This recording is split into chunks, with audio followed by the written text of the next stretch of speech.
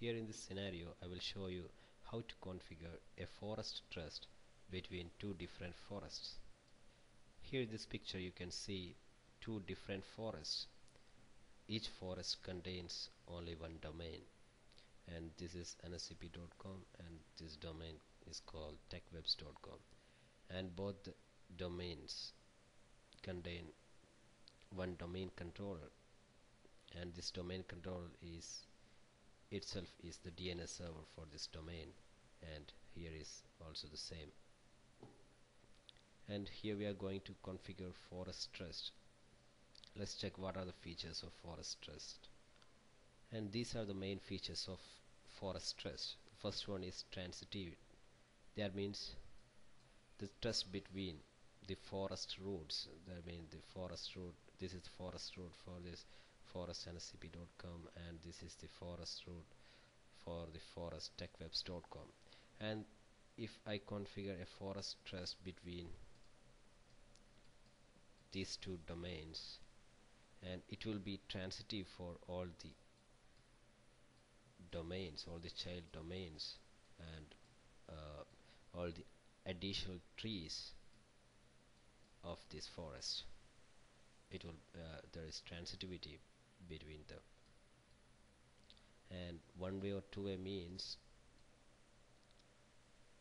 I can configure a one-way trust, or I can configure a two-way trust. In case of one-way trust is going this way. That means this domain is the trusting domain and this domain is the trusted domain, and this a user in trusted domain can access resources in the trusting domain. And if the trust is going two-way, users in this domain and users in this domain can access it. Let us check how to configure forest trust. Here I have a domain controller that is actually in the domain called, this is the domain controller of the domain called techwebs.com, and here is another domain controller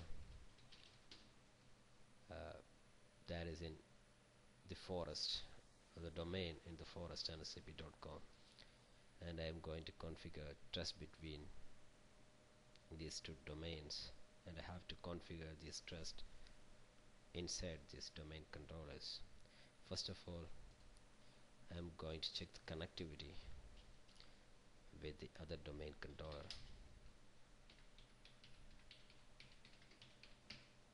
and there is a network connectivity, and here I am going to check the IP configuration.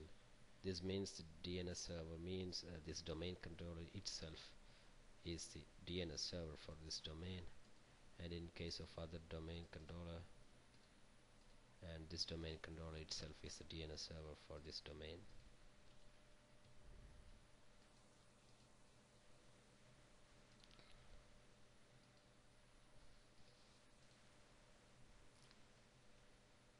And here I am going to the DNS configuration of the domain nscp.com,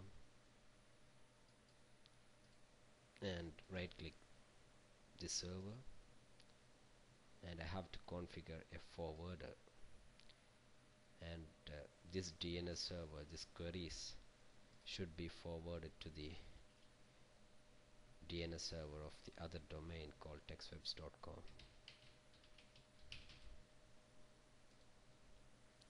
And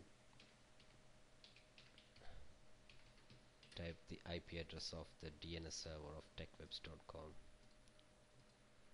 That's all for, and do the same thing here in techwebs.com. Point to the domain DNS server of the domain called nscp.com here as a forwarder.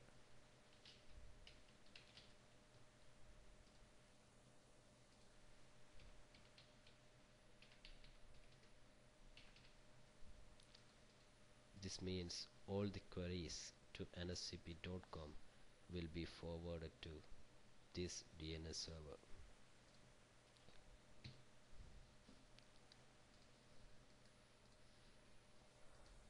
We have to make sure that the DNS forwarder is working properly.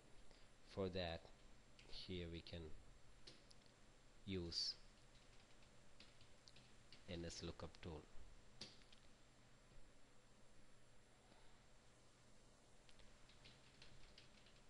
Sorry, this is nscp.com, so I am typing the other domain's DNS name, and it will show the IP address, the DNS IP address, I mean the IP address of the DNS server. And for instance, if I type a computer name srv2.techwebs.com, it will show the IP address of that computer. In this scenario, this same computer is a domain controller, DNS server, and all that things belonging to that domain. This is how we can check the working of the forwarder, and do the same thing in other domain controller before you are going to configure a forest trust. And there is a very important point we have to notice before configuring forest trust: our domain function level and forest function level. Our domain function level should be in the highest order, and the forest function level should also be in the highest order. So let us raise the functional level